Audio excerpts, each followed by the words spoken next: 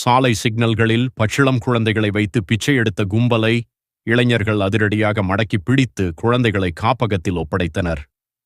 கோவை மலுமிச்சம்பட்டி சிக்னலில் பச்சிளம் குழந்தைகளை கேடயமாக பயன்படுத்தி சட்டவிரோதமாக பிச்சை எடுக்கும் கும்பல்கள் அதிகரித்து வருகிறது. குழந்தைகள் கதறி அழும் நிலையில் கொளுத்தும் வெயிலில் பிச்சை எடுப்பதால் வாகன ஓட்டிகள் பாவம் பார்த்து பண உதவி செய்கின்றனர். குழந்தைகள் பரிதாப நிலையை பார்த்த நேதாஜி நண்பர்கள் நற்பணி மன்றத்தைச் சேர்ந்த இளைஞர்கள் அந்த பெண்களை மடக்கி பச்சிளம் குழந்தைகளை அதிரடியாக மீட்டனர். மீட்கப்பட்ட குழந்தைகள் காப்பகத்தில் ஒப்படைக்கப்பட்டு உள்ளது. கோவை மாநகரில் உள்ள போக்குவரத்து சிக்னல்களில் வடமாநில கும்பல்கள் இதுபோல் பச்சிளம் குழந்தைகளை வைத்து பிச்சை எடுப்பது அன்றாட நடைபெறுகிறது.